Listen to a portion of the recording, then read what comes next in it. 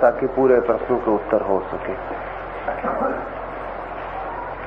सबसे पहले तो एक मित्र ने पूछा है कि कल मैंने कहा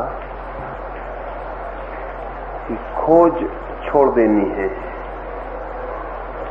और अगर खोज हम छोड़ दें तो फिर तो विज्ञान का जन्म नहीं हो सकेगा। मैंने जो कहा है खोज छोड़ देनी है, वो कहा है उस सत्य को पाने के लिए जो हमारे भीतर है। खोज करनी व्यर्थ है, बाधा है। लेकिन हमारे बाहर भी सत्य है, और हमसे बाहर जो सत्य है उसे तो बिना खोज के कभी नहीं पाया जा सकता। कि दुनिया में दो दिशाएं हैं, एक जो हमसे बाहर जाती है। हमसे बाहर जाने वाला जो जगत है, अगर उसके सत्य की खोज करनी हो जो विज्ञान करता है, तो खोज करनी ही पड़ेगी। खोज के बिना बाहर के जगत का कोई सत्य उपलब्ध नहीं हो सकता। एक भीतर का जगत है, अगर भीतर के सत्य की खोज करनी है तो खोज बिल्कुल छोड़ देनी पड़ेगी। अगर खोज की तो बाधा पड़ जाएगी और भीतर का सत्य उपलब्ध नहीं हो सकता। और ये दोनों सत्य किसी एक ही बड़े सत्य के भाग हैं। भीतर और बाहर किसी एक ही वस्तु के दो विस्तार हैं।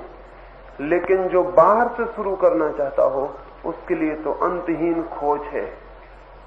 खोज करनी पड़ेगी, खोज करनी पड़ेगी, खोज करनी पड़ेगी। जो भीतर से शुरू करना चाहता हो उसे खोज का अंत इसी क्षण कर देना पड़ेगा, तो भीतर की खोज शुरू होगी। तो विज्ञान खोज है और धर्म अखोज है। विज्ञान खोज के पाता है, धर्म स्वयं को खो के पाता है, खोज के नहीं पाता।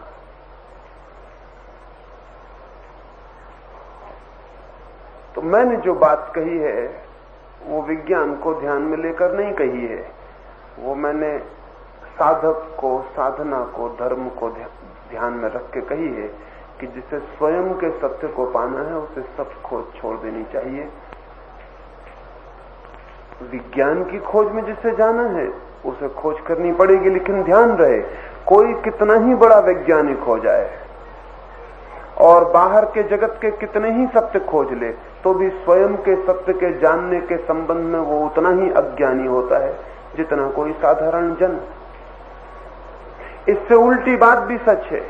कोई कितना ही परम आत्मज्ञानी हो जाए, कितना ही बड़ा आत्मज्ञानी हो जाए, वो विज्ञान के संबंध में उतना ही अज्ञानी होता है जितना कोई साधारण जन। कोई महावीर, बुद्ध या कृष्ण के पास आप पहुंच जाएं, एक छोटा सा मोटर ही लेके कि जरा इसको सुधार दें, तो आत्मज्ञान काम नहीं पड़ेगा। और आइंस्टीन के पास आप पहुंच जाएं और आत्मा के रहस्य के संबंध में कुछ जानना चाहें, तो कोई आइंस्टीन की वैज्ञानिकता काम नहीं पड़ेगी। वैज्ञानिकता एक तरह की खोज है, एक आयाम है। धर्म बिल्कुल दूसरा आयाम है, दूसरी ही दिशा है। और इसलिए तो ये नुकसान हुआ। पूरब के मुल्कों ने, भारत जैसे मुल्कों ने भीतर की खोज की, इसलिए विज्ञान पैदा नहीं हो सका। क्योंकि भीतर के सत्य को जानने का रास्ता बिल्कुल ही उल्टा है।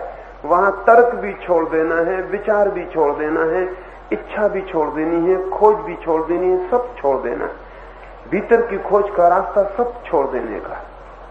इसलिए भारत में विज्ञान पैदा नहीं हो सका। पश्चिम ने बाहर की खोज की। बाहर की खोज करनी है, तर्क करना पड़ेगा, विचार करना पड़ेगा, प्रयोग करना पड़ेगा, खोज करनी पड़ेगी, तब विज्ञान का सत्य उपलब्ध होगा। तो पश्चिम ने विज्ञान के ज्ञान को तो पाया, लेकिन धर्म के मामले में वो शून्य हो गया।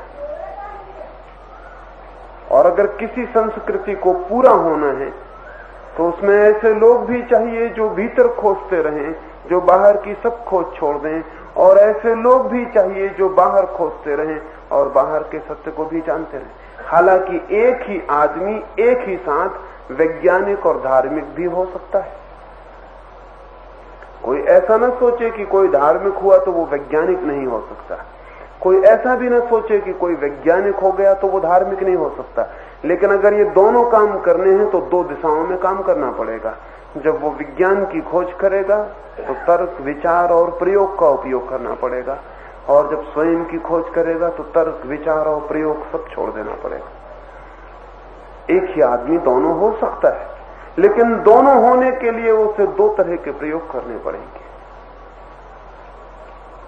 अगर किसी देश ने यह तय किया कि हम सब खोज छोड़ देंगे, कुछ न खोजेंगे, तो देश शांत तो हो जाएगा लेकिन शक्तिहीन हो जाएगा।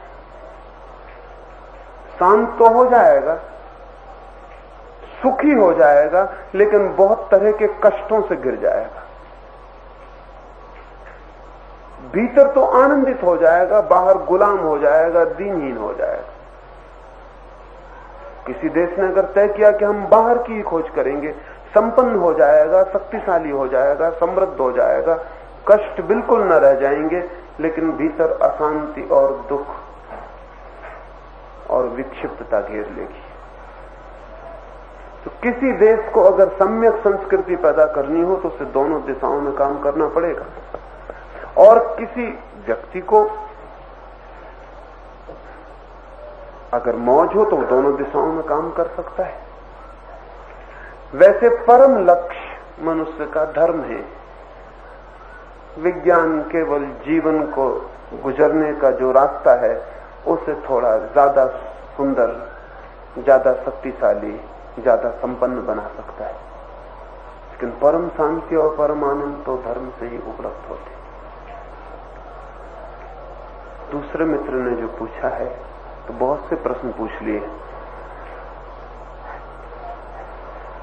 एक दो प्रश्न उसमें से ले लें, फिर जो बाकी बचेंगे वो कल ले लेंगे। उन्होंने पूछा है कि प्रार्थना किसकी? अगर प्रार्थना किसी की भी की तो वो प्रार्थना नहीं होगी। लेकिन प्रार्थना से मतलब ऐसा निकलता है कि किसी की करनी है और किसी लिए करनी है। कोई कारण होगा, कोई प्रार्थी होगा और किसी से करेगा। तो हमें ऐसा लगता है प्रार्थना तो हो ही नहीं सकती अगर कोई कारण नहीं है और किसी से करने वाला नहीं। अकेला करने वाला क्या करेगा, कैसे करेगा? पर मेरा कहना यह है कि प्रार्थना अगर ठीक से हम समझें तो कोई क्रिया नहीं है बल्कि एक वृत्ति है। प्रेयरफुल मूड, प्रेयर नहीं है सवाल, प्रेयरफुल मूड। प्रार्थना नहीं है सवाल, प्रार्थना पूर्ण हृदय, ये बिल्कुल और बात है। आप रास्ते से निकल रहे हैं, एक प्रार्थना शून्य हृदय है। रास्ते के किनारे कोई गिर पड़ा है और मर रहा है, वो प्रार्थना शून्य हृदय ऐसे निकल जाएगा जैसे रास्ते पे कुछ भी नहीं हुआ। लेकिन प्रार्थना पूर्ण हृदय जो है वो कुछ करेगा, वो जो गिर गया है उसे उठाएगा, कुछ चिंता करेगा, दौड़ेगा, भागेगा, उसे कहीं पहुंचाएगा। अगर रास्ते पर कांटे पड़े हैं तो एक प्रार्थना शून्य हृदय कांटों से बच के निकल जाएगा, लेकिन कांटों को उठाएगा नहीं। प्रार्थना पूर्ण हृदय उन कांटों को उठाने का श्रम लेगा, उठा तो उन्हें अलग फेंकेगा। प्रार्थना पूर्ण हृदय का मतलब है प्रेम पूर्ण हृदय। और जब कोई व्यक्ति का प्रेम एक व्यक्ति का दूसरे व्यक्ति के प्रति होता है तो हम उसे प्रेम कहते हैं। और जब किसी व्यक्ति का प्रेम किसी से बंधा नहीं होता, समस्त के प्रति होता, तब मैं उसे प्रार्थना कहता हूं। प्रेम है दो व्यक्तियों के बीच का संबंध और प्रार्थना है एक और अनंत के बीच का संबंध। वो जो सब हमारे चारों तरफ फैला हुआ है, पौधे हैं, पक्षी हैं, सब, उस सब के प्रति जो प्रेम पूर्ण है वो प्रार्थना में है। प्रार्थना का मतलब ये नहीं कि कोई मंदिर में कोई आदमी हाथ जोड़ के बैठा है तो वो प्रार्थना कर रहा है। प्रार्थना का मतलब है ऐसा व्यक्ति जो जीवन में जहां भी आंख डालता है, हाथ रखता है, पैर रखता है, श्वास लेता है, तो हर घड़ी प्रेम से भरा हुआ है, प्रेम पूर्ण है। एक मुसलमान फकीर था, जिंदगी भर मस्जिद गया, बूढ़ा हो गया है। एक दिन लोगों ने मस्जिद में नहीं देखा तो सोचा क्या मर गया, क्योंकि वो जीते जी तो नहीं मस्जिद आए, ये असंभव है। तो वो उसके घर गए। वो तो बैठा था बाहर दरवाजे पर, कुछ खंजड़ी बजा के गीत गाता था। तो लोगों ने कहा ये तुम क्या कर रहे हो, क्या आखिरी वक्त नास्तिक हो गए, प्रार्थना नहीं करोगे? उस फकीर ने कहा प्रार्थना के कारण ही आज मंदिर नहीं आ सका, मस्जिद नहीं आ सका। उन्होंने कहा क्या मतलब, मस्जिद नहीं आए प्रार्थना के कारण? मस्जिद के बिना प्रार्थना हो कैसे सकती? उस आदमी ने अपनी छाती खोल दी। उसकी छाती में एक नासूर हो गया है जिसमें कीड़े पड़ गए हैं। उसने कहा कि कल मैं गया था और जब नमाज पढ़ने के लिए झुका तो कुछ कीड़े मेरी छाती से नीचे गिर गए और मुझे ख्याल हुआ कि ये तो मर जाएंगे, बिना नासूर के जिएंगे कैसे?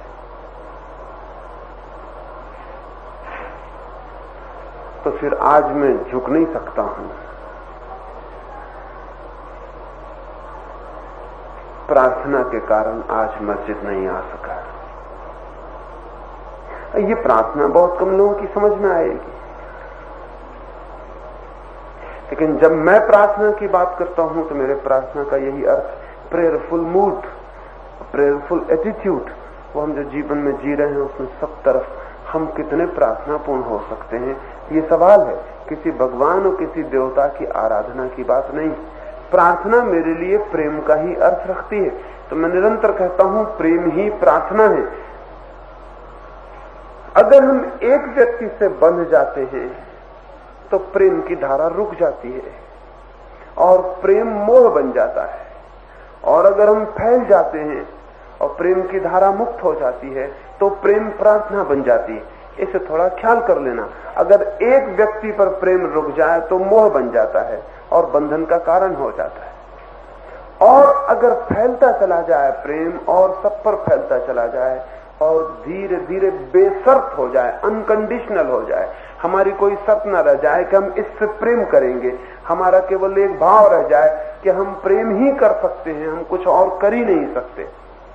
राबिया नाम की एक फकीर औरत, कुरान में कहीं है शैतान से घृणा करो, तो उसने वो लकीर काट दी।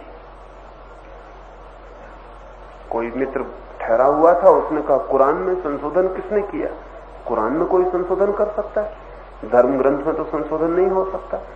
राबिया ने कहा मुझे ही करना पड़ा, क्योंकि इसमें लिखा है शैतान से घृणा करो, और मैं तो घृणा करने में असमर्थ हो गई हूं। जब से प्रार्थना पूरी हुई तब से मैं घृणा नहीं कर सकती हूं। अगर शैतान मेरे सामने खड़ा हो जाए तो भी मैं प्रेम करने को ही मजबूर हूं।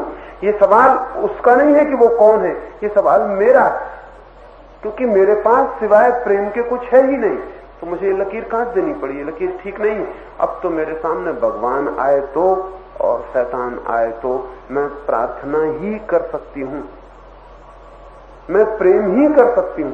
और इसलिए अब मुश्किल है पहचानना भी कि कौन है शैतान और कौन है भगवान। और अब पहचानने की कोई जरूरत भी नहीं है, क्योंकि वही मुझे करना है चाहे कोई भी हो। प्रेम एक पर रुक के बंधन बन जाता है, मोह बन जाता है। जैसे नदी रुक जाए और डबरा बन जाए। समझ लेना, नदी रुक जाए और डबरा बन जाए, बहे ना, गोल घूमने लगे, एक तालाब बन गया, सड़ेगा, खराब होगा, बहेगा नहीं। नदी अगर रुक जाए तो डबरा बन जाती है, और नदी अगर बढ़ जाए और फैल जाए तो सागर बन जाती है। वो जो प्रेम की धारा है हमारे भीतर, अगर एक व्यक्ति के आसपास डबरा बना ले या दो चार व्यक्तियों के आसपास डबरा बना ले, बेटे के पास, पत्नी के पास, मित्र के पास डबरा बना ले, तो प्रेम की धारा वहीं सड़ जाती। फिर उस प्रेम से सिवाय दुर्गंध के और कुछ नहीं उठता। इसलिए सब परिवार दुर्गंध के केंद्र हो गए, तो सब डबरे बन गए, और डबरे में गंध आएगी। सब संबंध हमारे सड़ गए, क्योंकि प्रेम जहां रुका वहीं सड़ान शुरू हो जाती। इसी पति पत्नी के बीच सड़ान के सिवाय और कुछ भी नहीं है। बाप और बेटे के बीच कुछ नहीं है। जहां प्रेम रुका वहीं उसकी निश्चलता गई, उसका निर्दोषपन गया, उसकी ताजगी गई। और हम अपने मोह में इस डर से कि कहीं प्रेम सब पे बट ना जाए, रोकने की कोशिश करते हैं। सब रोकने की कोशिश करते हैं कि रुक जाए तो शायद ज्यादा मिले, और मजा यह है कि रुका की सड़ा फिर तो मिलता ही नहीं। बढ़ जाए, फैल जाए, फैलता चला जाए। जितना फैलेगा प्रेम, जितने अधिकतम तक पहुंचेगा, उतना ही वो प्रार्थना बनता चला जाएगा, और अंत में प्रेम बढ़ते बढ़ते सागर तक पहुंच जाता है, तब वो प्रेम प्रार्थना बन जाता है। तो किस्से का सवाल नहीं है, और किससे आपने पूछा तो आप इसलिए पूछ रहे हैं कि किससे बांधे, राम से बांधे कि कृष्ण से कि महावीर से कि बुद्ध से। तो वो जो हम व्यक्तिगत रूप से प्रेम बांधे हुए हैं, प्रार्थना तक बांधते हैं। अगर शिव के मंदिर जाने वाला पागल है तो वो राम के मंदिर नहीं जाएगा। अगर कृष्ण का भक्त है तो वो राम को नमस्कार नहीं करेगा। वो प्रार्थना भी बंधी हुई है।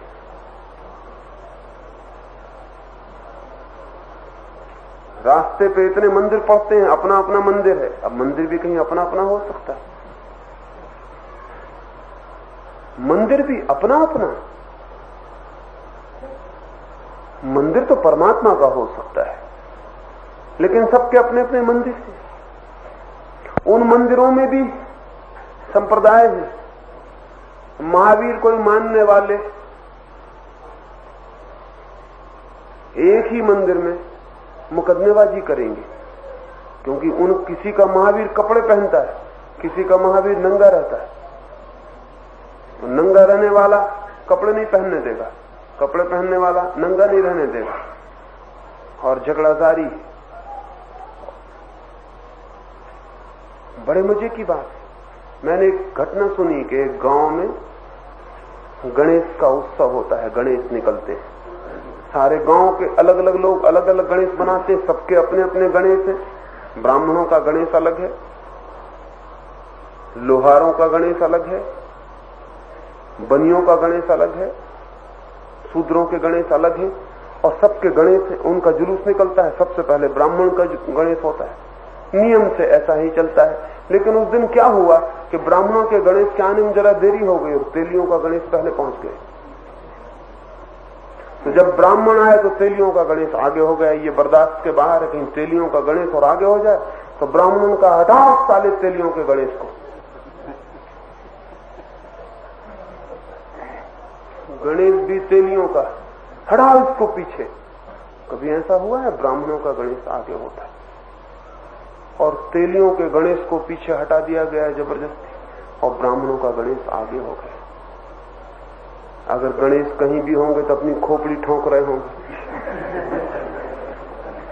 गणेश से किसी को प्रयोजन है, अपना गणेश, और उसमें भी फर्क है। प्रार्थना भी बंधती है, वो पूछती है किससे, किसकी प्रार्थना करें? किसी की भी नहीं।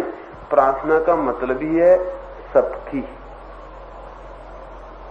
वो जो समस्त फैला हुआ है, सर्व जो फैला हुआ है, उसके प्रति जो प्रेम का भाव है, उसका नाम प्रार्थना है। ये हाथ जोड़ने का मामला नहीं है कि हाथ जोड़ लिया निपट गया। ये 24 घंटे जीने का मामला है। इस तरह जीना है कि सबके प्रति प्रेम बहता रहे, तो प्रार्थना पूरी होगी। लेकिन बेईमानों ने तरकीबें निकाल ली हैं असली प्रार्थना से बचने की। वो 2 मिनट के लिए जाके हाथ जोड़ के मंदिर से लौट आते हैं, कहते हैं हम प्रार्थना कराए।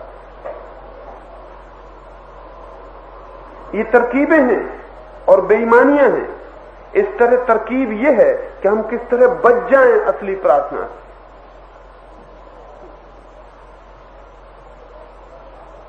प्रेम ही प्रार्थना है, समस्त के प्रति प्रेम ही प्रार्थना है। हम ऐसे जिए कि हमारा प्रेम रिक्त ना होता हो, हम ऐसे जिए कि प्रेम बढ़ता ही चला जाता हो, हम ऐसे जिए कि प्रेम किसी पर रुकता ना हो, ठहरता ना हो, हम ऐसे जिए कि धीरे धीरे हमारा प्रेम बेशर्त हो जाए। हमारा प्रेम हमेशा शर्त बंद होता है। हम कहते हैं तुम ऐसा रहोगे तो हम प्रेम करेंगे, तुम ऐसा करोगे तो हम प्रेम करेंगे, तुम प्रेम करोगे तो हम प्रेम करेंगे। जहां प्रेम पर शर्त लगी, कंडीशन लगी, वहां प्रेम सौदा हो गया और बाजार हो गया। जब मैंने कहा कि मैं तब प्रेम करूंगा जब ऐसा होगा, सुना है मैंने कि एक बहुत बड़े संत को नाम लेना तो ठीक नहीं, क्योंकि नाम लेना इस मुल्क में बड़े खतरे की झंझट है। एक बड़े संत को, जो कि राम के भक्त थे, कृष्ण के मंदिर में ले जाया गया। उन्होंने कहा कि जब तक धनुष बाण हाथ नहीं लोगे मैं सिर नहीं झुका सकता। बड़ी मजे की बात है, प्रेम में भी शर्त कि धनुष बाण हाथ लोगे तब हम सिर झुकाएंगे। मतलब ये सिर भी शर्त से झुकेगा, हमारी पहले मानो तब हम सिर झुकाएंगे। ये भक्त भगवान का भी मालिक बनने का, पजिष्य होने की कोशिश कर रहा है। वो कहता है इस तरह व्यवहार करो तब हम सिर झुकाएंगे, नहीं तो बात खत्म है, नाता रिश्ता बंद।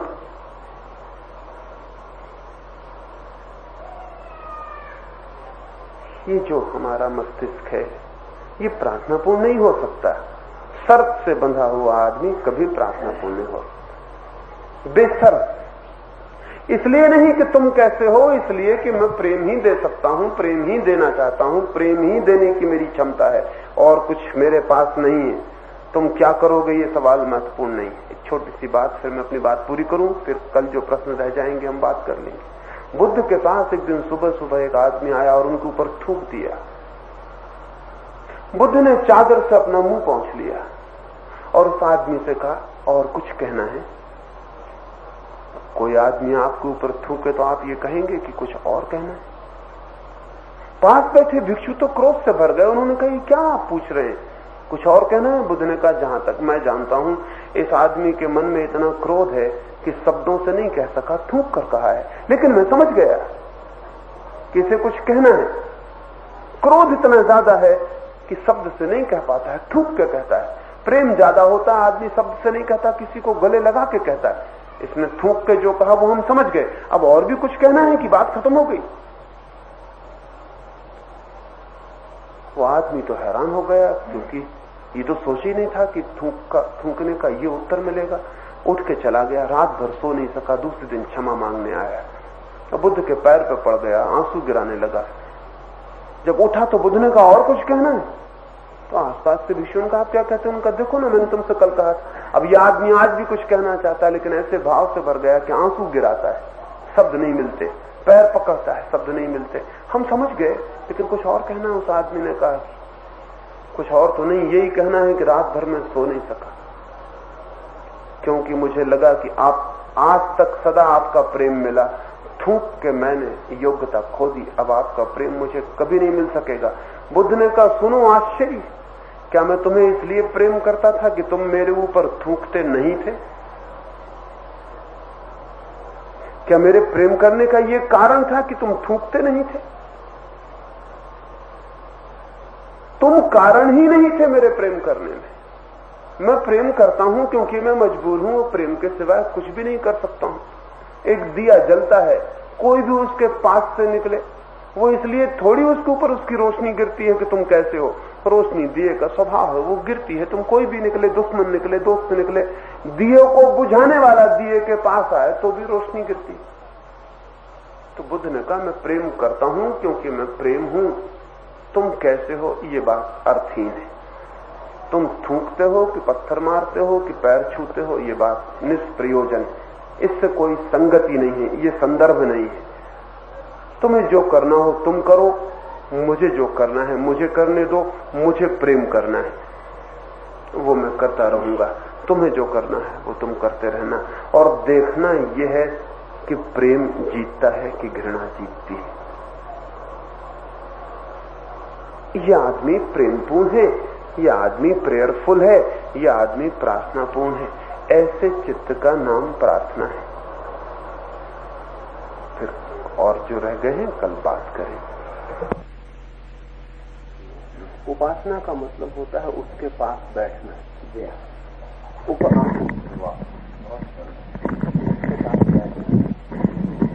तो जितना द्वैत होगा उतनी आसन की दूरी होगी, उतनी उपासना कम होगी। जितना अभेद होगा उतने ही उसके निकट हम बैठ पाएंगे। उपवास का भी वही अर्थ होता है, उपासना का भी वही अर्थ। उपवास का मतलब होता है उसके निकट रहना, उसका मतलब भी भूखे मरना नहीं होता। तो उसके निकट हम कैसे पहुंच जाएं? और अगर उसकी निकटता में थोड़ी भी दूरी रही तो दूरी रही, तो उसके निकट तो हम वही होकर ही हो सकते हैं। कितनी भी निकटता रही तो भी दूरी रही, अवश्य रही।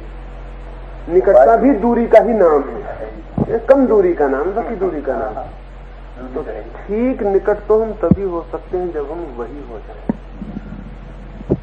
तो ये तो हम जितना साक्षी भाव में जाएंगे उतना ही हम वो जो द्वैत है उसको छोड़ते हैं, और वो जो एक है, वो जो मैं ही हूँ, उसमें बैठते हैं। जिस दिन ये पूरा हो जाएगा उस दिन साक्षी भाव भी विलीन हो जाएगा, क्योंकि साक्षी भाव में भी द्वैत की अंतिम सीमा बांधी है। जिस दिन ये पूरा हो जाएगा उस दिन ये सवाल भी नहीं कि मैं साक्षी हूँ, क्योंकि किसका साक्षी हूँ और कौन साक्षी, वो दोनों ही रहे। तो वो तो वो तो जब तक हम दृश्य से मुक्त होने की कोशिश कर रहे हैं तब तक दृष्टा पर जोर देना है। जैसे ही दृश्य से मुक्त हो गए, दृष्टा भी गया, फिर तो वही रह गया जो है, न वहां कोई दृश्य न वहां कोई दृष्टा है। और यही उपासना का वास्तविक अर्थ होगा। लेकिन हमारी कठिनाई क्या हो गई है कि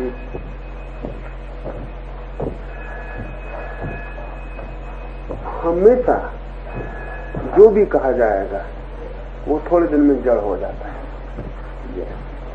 और फिर उसके निश्चित करने की जरूरत पड़ जाती है। और तब ऐसा लगता है कि ये कोई चीज तोड़ने के लिए कह रहे हैं, कोई चीज छोड़ने के लिए कह रहे हैं। लेकिन हर बार निषेध फिर मूल पे पहुंचाता है, तो निषेध से हम फिर मूल पे वापस पहुंचना पड़ता है, और नहीं तो बीच में बहुत जाल खड़ा हो जाता है, उसको फिर तोड़ने की जरूरत पड़ जाती है। निषेध की भाषा में सिर्फ इसलिए बोलना पड़ता है कि विधेय की भाषा में बोलने पर सारा क्रियाकांड चल रहा है, फैलाव होता है, फैलाव विधि में तो फैलाव होगा। निषेध, इसलिए निषेध करना अंतिम वहां तक ले जाना है जहां सब निषिद्ध हो जाए, वो दृष्टा भी निषिद्ध हो जाए, और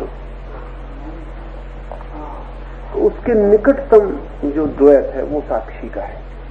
अद्वैत के जो निकटतम द्वैत है वो साक्षी का है, यानी जो इसको हम आखिरी मजबूरी है, बस इसको कहने से न्यूनतम बुराई है। इसको ये भी बुराई है, ये भी जानी चाहिए, बस ये आखिरी बुराई है। और ये चली गई उसमें तो। और अगर इससे दूर हम दृश्य को पकड़ते हैं तब हम बहुत दूर फासले पड़े, फिर दृश्य से दृष्टा पर आना पड़े, और दृष्टा से फिर पीछे जाना पड़े। तो जितना कम से कम पकड़ें जिससे हम छोड़ सकें उतना अच्छा है। उसी ख्याल से पूरी उपासना है, उसमें कहीं कोई कमी नहीं।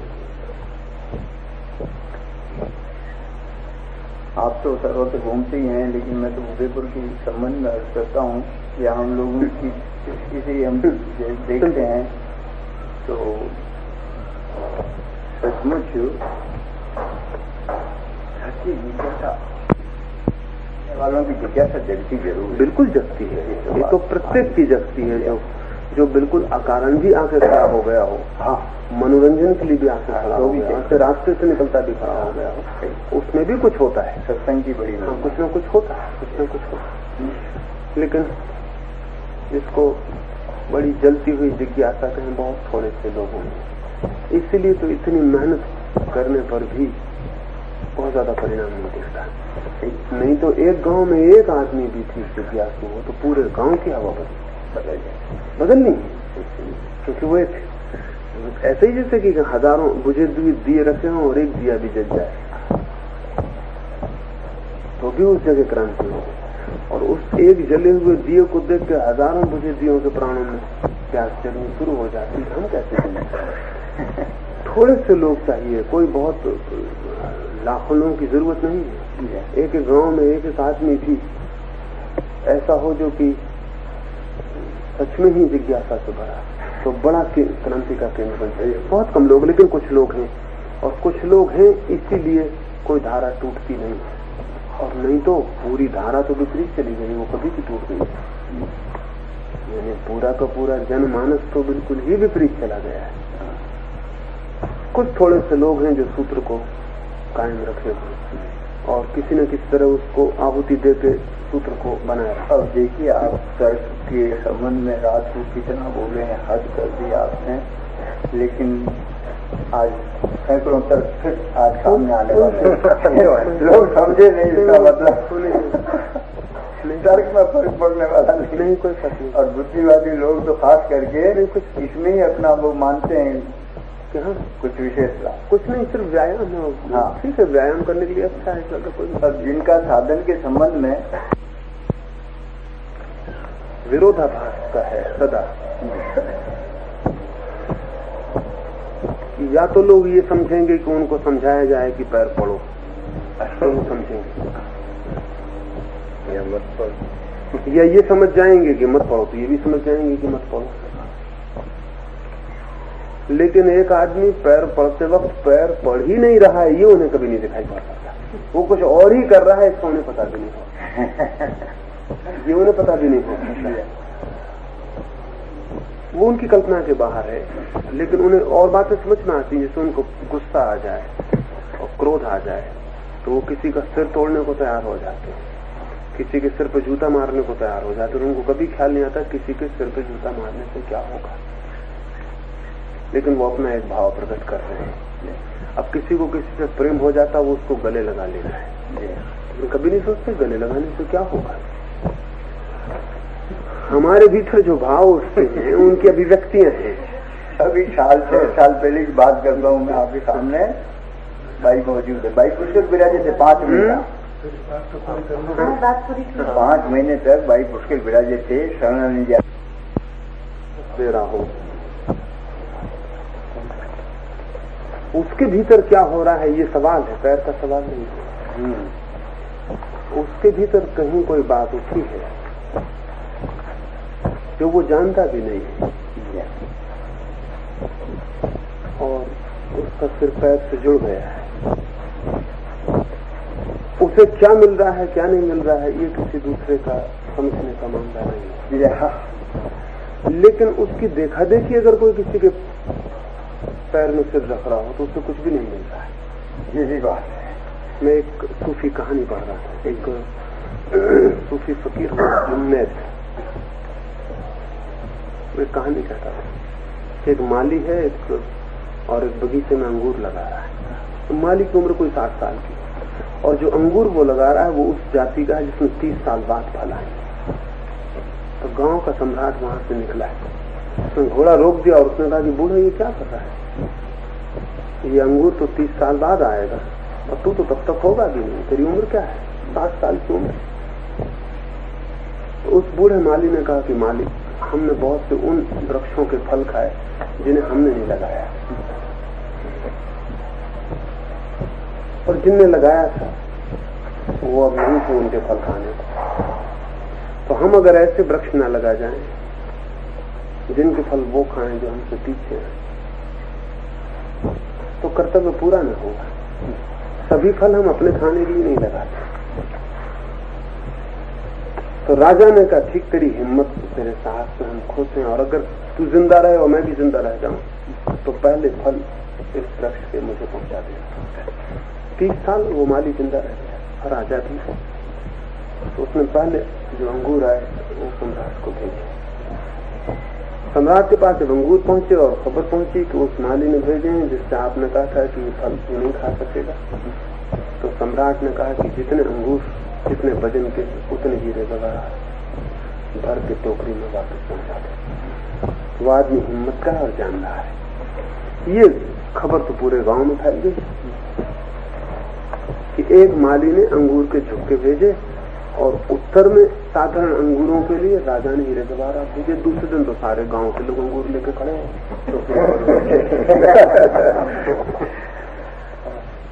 और एक औरत जो सबसे पहले पहुंची उसने कहा कि जाओ पहुंचा दो ये अंगूर राजा को, कहो कि हीरे जवाहरात भर दे, हमारे साथ जाति नहीं होनी चाहिए जब एक आदमी को दिए गए। राजा उठा सुबह तो देखा कि सारा महल के आसपास लोग खड़े अंगूर लिए। राजा ने सिपाहियों से कहा इन सबको भगा दो और उनसे कहना पागलों, पहले ये तो पूछ लेते कि किसके अंगूरों के बदले में उत्तर दिया गया। सिर्फ अंगूरों का उत्तर नहीं दिया गया, किसके अंगूर और पीछे राज क्या है वो तो पूछ लेते कि तुम बस अंगूर लेके आ गए। तो वो पैर छूने से उत्तर भी मिलता है, लेकिन किसके पैर छूने का। वो बिना देखे जब कोई किसी के पैर में सिर रख देगा तो पाएगा कुछ भी नहीं मिलता, वो जाके जाएगा फिजूल की मेहनत है और नासमझी है। और तब दो स्थितियां हो जाती हैं। मेरे सामने बहुत बड़े प्रॉब्लम है, मेरे सामने बड़े सवाल हैं जो और लोग सामने सवाल नहीं। मेरे सामने सवाल ये कि मैं जानता हूं कि पैर छूने का अपना रस और आनंद है, और ये भी मैं जानता हूं कि पैर छूने की अपनी मूर्खता और मूर्खता है। ये दोनों बातें मैं जानता हूं, इसलिए अब मेरे सामने बड़ी मुश्किल है। यानी मैं ये जानता हूं कि 100 में से 99 लोग तो सिर्फ मूर्खता बस पैर छुए चले जा रहे हैं, किसी का भी छुए चले जा रहे हैं, इनको रोका जाना जरूरी। और ये भी मैं जानता हूं कि 100 में एक आदमी भी है जिसको रोका जाना बिल्कुल ही अनुचित है। और इसलिए दोनों बातें कहने से बड़ी मुश्किल उलझन हो जाती है कि मैं क्या कह रहा हूं, मेरा क्या मतलब है, तो उससे बहुत कठिनाई हो जाती है, बहुत कठिनाई। और इसलिए मैं कहता हूं कि रोकना चाहिए पैर छूने से। जो नहीं रुकेगा वो ठीक है, सवाल ये कि जो रुक जाएगा वो भी ठीक है। जो रुक जाएगा इसलिए उसके लिए बेकार था, और जो नहीं रुकेगा उसके लिए कोई अर्थ था, इसलिए वो तुम्हारी मानेगा नहीं। मुंबई में मीटिंग में माथुंगा में कहा कि पैर छूने के लिए मैं मना करता हूं, कोई मेरा पैर न छूए। मैं मंच से उतरा और एक महिला ने आके कहा कि हम आपकी बात मानने से इनकार करते। उसने पैर छुआ। वो दूसरे दिन मेरे पास आई और उसने कहा कि आपको क्या हक है कि आपने रोके? मुझे कोई हक नहीं। मुझे क्या हक हो सकता है? सार्वजनिक मुझे क्या हक हो सकता है? लेकिन मैंने कहा इतना कोई दावा तो करे तो वो हकदार हो जाता है। कोई दावा तो करे ना, तब ठीक है, फिर बात खत्म हो गई। हाँ, फिर तुम्हारी मालकियत, तुम्हारी मौज है, इसमें क्या बात है? हाँ, कोई दावा की पात्रता भी हो, लेकिन दूसरा रुक गया है, उसका कोई दावा नहीं था, वो किसी को देख के छू रहा था, वो ठीक है, वो भी छुटकारा उसका हो गया। ऐसी दलीलें कभी कभी मुझे भी करना पड़ा स्वामी जी, जो मुझे इनकार नारायण स्वामी जी वो जो